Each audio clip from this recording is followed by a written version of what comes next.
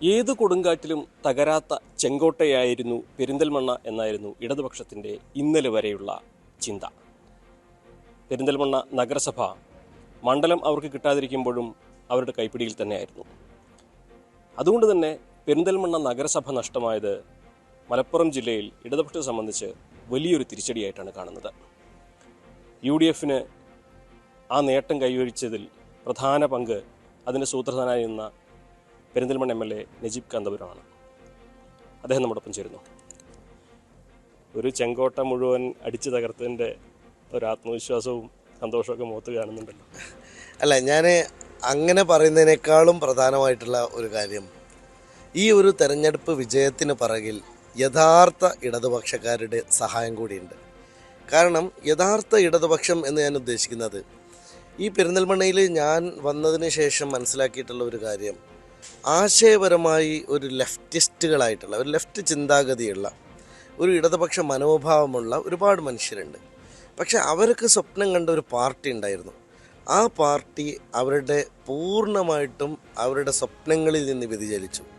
ആ പാർട്ടിയുടെ നിലപാടുകൾ മാറി, നയങ്ങൾ മാറി, മുൻഗണനകൾ മാറി.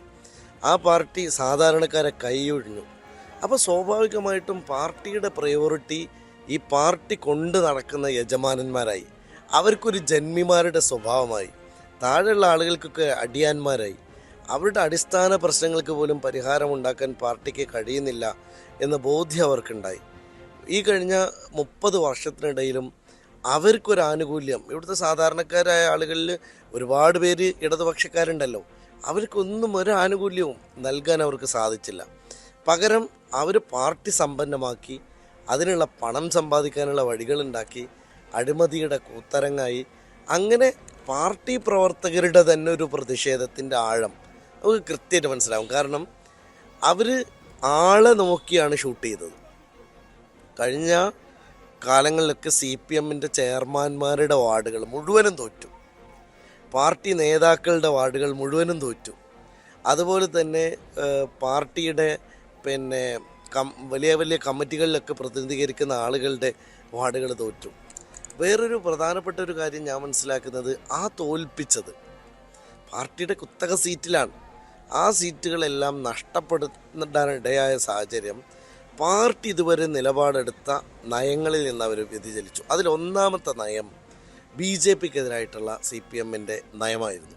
ഇപ്പോൾ നമുക്കെല്ലാവർക്കും അറിയാം, എല്ലാ കാലത്തും CPM ഞങ്ങളോടൊക്കെ പറഞ്ഞുകൊണ്ടിരുന്നത്, ഈ നാട്ടിലെ ജനങ്ങളോട് പറഞ്ഞുകൊണ്ടിരുന്നത് BJP വരുന്നു എന്നുള്ളതാണ്. ഇപ്പോൾ ജനങ്ങൾക്കൊരു കാര്യം ബോധ്യമായി. PM ശ്രീ പദ്ധതിയിൽ ഒപ്പുവെച്ച് അത് കഴിഞ്ഞതിന് ശേഷം ജോൺ ബ്രിട്ടാസാണ് ഇതിൻ്റെ ഇടനിലക്കാരൻ എന്ന് പ്രഖ്യാപിക്കപ്പെട്ടപ്പോഴും നമ്മൾ കണ്ട ഏറ്റവും വിചിത്രമായിട്ടുള്ളൊരു കാഴ്ച, അതിനെ പിന്തുണക്കാനും ഞങ്ങൾ അങ്ങനെ ഒരു പാലം പണിയുന്നതിന് നിങ്ങൾക്ക് എന്താണ് എന്ന് ചോദിക്കുന്ന പാർട്ടി സെക്രട്ടറി MV ഗോവിന്ദ മാഷയാണ്. അപ്പോൾ സ്വാഭാവികമായും പാർട്ടി ഉയർത്തിപ്പിടിച്ച മതേതരത്വം കളയുന്നു. പകരം BJPയുമായി അന്തർധാര മാത്രമല്ല പരസ്യധാരയിലേക്ക് പോകുന്നു. പരസ്യമായി ഞങ്ങൾ പാലം പണിയുന്നു എന്നുള്ളത് പറയുന്ന ഒരു CPMന് അവർക്കിഷ്ടമില്ല. അങ്ങനെ BJPയുമായി സന്ധി ചെയ്യുന്ന ഒരു CPMന് അവർക്ക് താല്പര്യമില്ല. അങ്ങനെ BJPയുമായി ചേർന്ന് നിൽക്കുന്ന ഒരു CPMന് അവർ ആഗ്രഹിക്കുന്നില്ല. രണ്ടാമത്തെ പ്രധാനപ്പെട്ട കാര്യം ഞാൻ മനസ്സിലാക്കുന്നത്, ഇടതുപക്ഷത്തുള്ള ഒരു പൊതുവായിട്ടുള്ള ആളുകളുടെ മറ്റൊരു പ്രധാനപ്പെട്ട കാര്യം, ഇപ്പോൾ അതിദാരിദ്ര്യവുമായി ബന്ധപ്പെട്ട മുഖ്യമന്ത്രിയുടെ പ്രസ്താവന. അതിദാരിദ്ര്യം ഇല്ലാതായി എന്ന് കേരളത്തിൽ പറയുമ്പോൾ വസ്തുനിഷ്ഠമായിട്ട് നമ്മൾ കാണുന്ന യാഥാർത്ഥ്യങ്ങളുടെ കാഴ്ച ഉണ്ട്. അപ്പോൾ മുഖ്യമന്ത്രി ഈ അതിദരിദ്രരിൽ നിന്ന് മാറിപ്പോയി എന്നല്ലാതെ അതിദരിദ്രർ നിലനിൽക്കുന്നു എന്നുള്ളത് അതിദാരിദ്ര്യം അനുഭവിക്കുന്ന മനുഷ്യർക്ക് ബോധ്യമുണ്ടല്ലോ.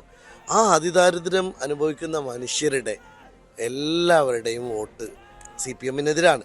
കാരണം ഇവിടുത്തെ ഏറ്റവും പാവപ്പെട്ട മനുഷ്യനറിയാം അവൻ്റെ ജീവിത പ്രശ്നങ്ങളോട് മുഖം തിരിഞ്ഞു നിൽക്കുകയാണ്. ഞാനിപ്പോൾ ഇവിടുത്തെ വിജയത്തെ കാണുന്നത്, ഞാൻ ഈ തെരഞ്ഞെടുപ്പ് പ്രചാരണത്തിൻ്റെ മുന്നിൽ നിൽക്കുമ്പോഴും ഏറ്റവും ശക്തമായി പറഞ്ഞ ഒരു കാര്യമുണ്ട്. ഇവിടെ CPM ജയിച്ചാൽ അവരുടെ പാർട്ടി ജയിക്കും, UDF ജയിച്ചാൽ ജനങ്ങൾ ജയിക്കും. ജനങ്ങൾ ജയിക്കാൻ തീരുമാനിച്ചു, ജനങ്ങൾ ഞങ്ങൾക്ക് വോട്ട് ചെയ്തു. ഈ 5 മാസം മുമ്പ് തന്നെ ഇതിൻ്റെ പ്രവർത്തനം തുടങ്ങിയിരുന്നതൊക്കെയാണ് അറിയാൻ പറ്റുന്നത്. വാർഡുകളിൽ ഓരോ പഞ്ചായത്തിലെയും വാർഡുകളിൽ കയറി ഇറങ്ങി ആളുകളെ നേരിട്ട് കണ്ട് ഒരു MLA നിയമസഭാ തെരഞ്ഞെടുപ്പിൽ മത്സരിക്കുന്ന അതേ ഗൗരവത്തോടെയാണ് ഓരോ പഞ്ചായത്തുകളിലും അങ്ങ് ഇടപെട്ട് എന്നറിയാം. എങ്ങനെയായിരുന്നു ആ ഒരു പ്രവർത്തനം? ഞാൻ ശരിക്കും എൻ്റെ നിയമസഭാ തെരഞ്ഞെടുപ്പിൽ വളരെ ആകസ്മികമായിട്ടാണ് പെരിന്തൽമണ്ണയിലേക്ക് വരുന്നത്. പെരിന്തൽമണ്ണയിൽ എനിക്ക് വളരെ കുറഞ്ഞ സുഹൃത്തുക്കളിലപ്പുറം പാർട്ടി പ്രവർത്തകരല്ലാതെ ആരുമില്ല, കുടുംബക്കാരുമില്ല, ബന്ധക്കാരുമില്ല.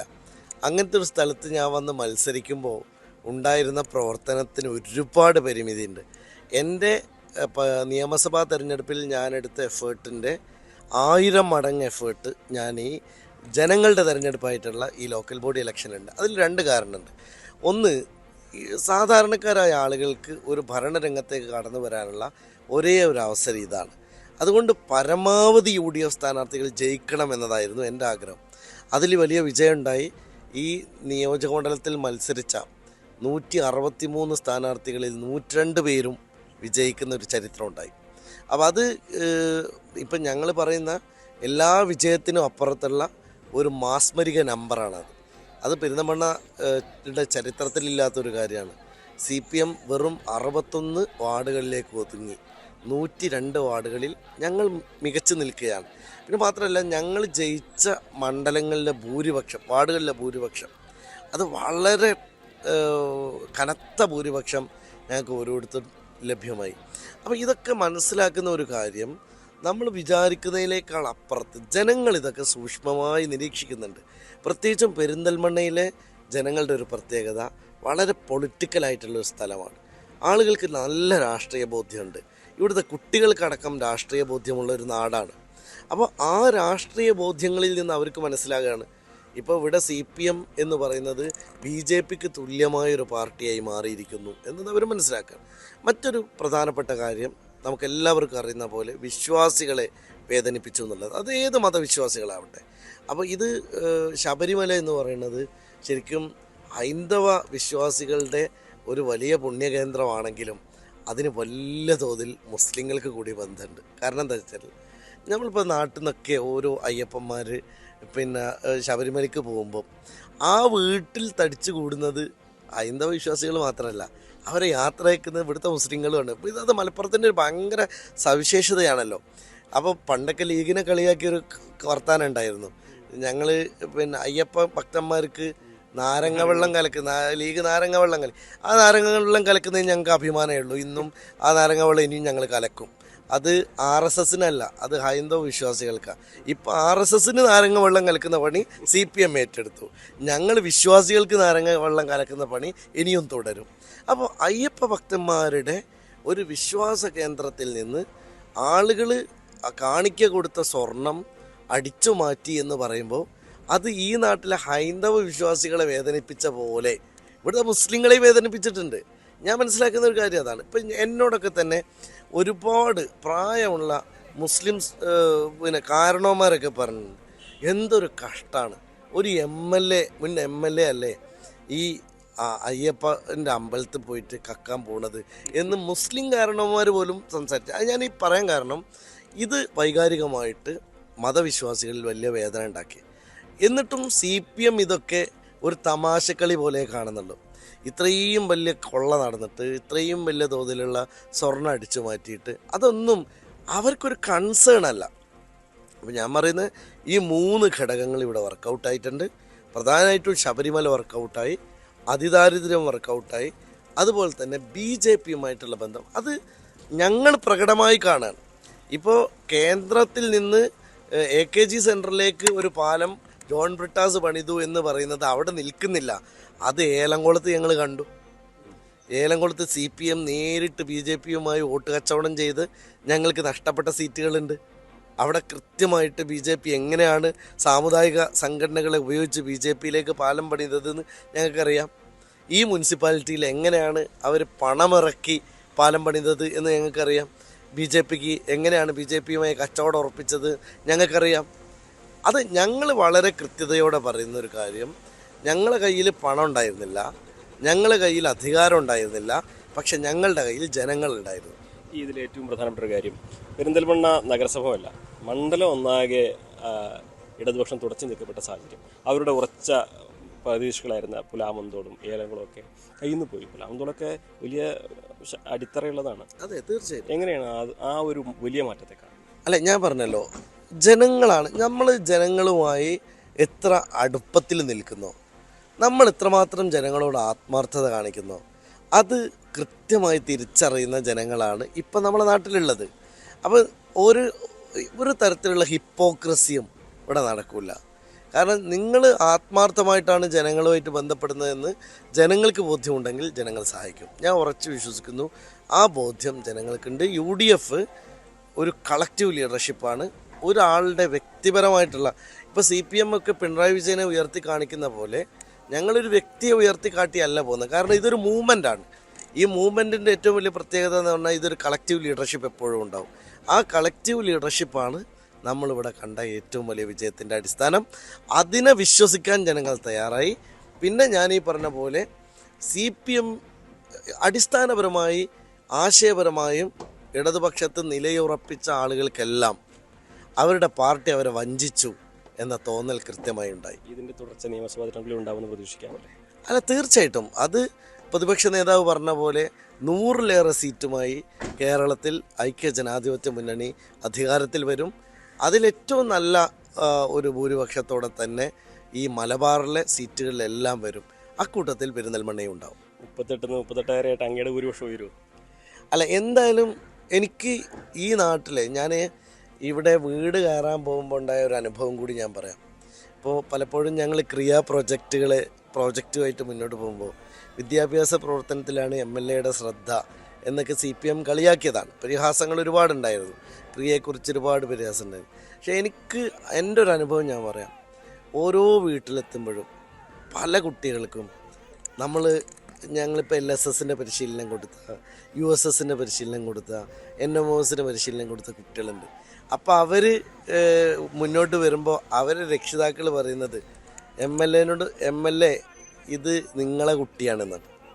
അപ്പോൾ ഞാനൊരു അധ്യാപകനെ പോലെ, അല്ലെങ്കിൽ ഞാൻ അവരൊരു കുട്ടിയുടെ ഭാവിയിൽ ഒരു ബന്ധപ്പെട്ട ഒരാളെന്ന നിലക്കുള്ള ഒരു വലിയ ഇമോഷണൽ കണക്റ്റ് അവിടെ പ്രകടമാകുന്നുണ്ട്. അപ്പോൾ എനിക്കൊരു സന്തോഷം തോന്നിയ കാര്യം, 5 കൊല്ലം നമ്മൾ അധ്വാനിച്ചതൊന്നും വെറുതെ ആയില്ല. ഈ തെരഞ്ഞെടുപ്പിലെ ഫലം പെരിന്തൽമണ്ണയിൽ തെളിയിക്കുന്ന ഒരു കാര്യം, MLA എന്ന നിലക്ക് 5 വർഷത്തെ എൻ്റെ കഠിനാധ്വാനം വെറുതെ ആയില്ല എന്നൊരു ആത്മവിശ്വാസമാണ്. എന്തായാലും അടുത്ത സ്റ്റെപ്പിലേക്കുള്ള ഒരു ഊർജ്ജം കൂടിയാവുന്നു. തീർച്ചയായിട്ടും അത് ഊർജ്ജമാണ്. നമുക്ക് കൂടുതൽ ജനങ്ങളിലേക്ക് എത്തണം.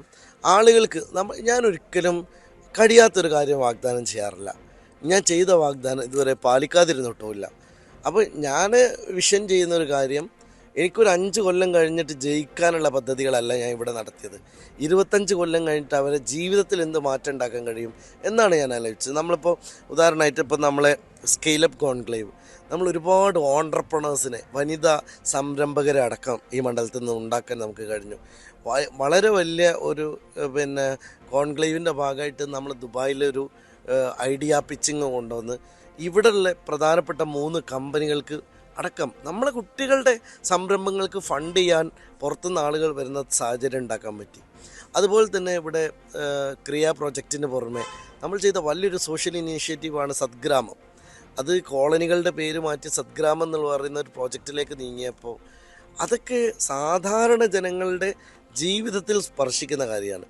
അതൊരു 10-25 കൊല്ലം കഴിയുമ്പോൾ എനിക്കൊരു സ്വപ്നമുണ്ട്, 10 കൊല്ലം കഴിഞ്ഞ് കേരളത്തിൽ കോളനികളില്ലാത്ത ഒരു മണ്ഡലം പെരിന്തൽമണ്ണയായിരിക്കും എന്നുള്ളതാണ്. അവർ മുഖ്യധാരയിലേക്ക് ജീവിതം മാറ്റണം, അവരെ കുട്ടികൾ ഗവൺമെൻറ് ജോലികളിലേക്ക് വരണം, അവരുടെ ജീവിത നിലവാരം മാറണം, പട്ടികജാതിക്കാരുൾപ്പെടെയുള്ള പിന്നോക്ക വിഭാഗങ്ങളുടെ ജീവിതം വിദ്യാഭ്യാസം നൽകി മെച്ചപ്പെടുത്തണം. ഇതൊക്കെ ഞങ്ങളൊരു സ്വപ്നമാണ്. ആ സ്വപ്നത്തിന് ജനങ്ങൾ എന്ത് ചെയ്യുന്നുണ്ട്, പിന്തുണ നൽകുന്നുണ്ട് എന്നതാണ് ഈ തെരഞ്ഞെടുപ്പിൻ്റെ ഏറ്റവും വലിയ പ്രത്യേകത.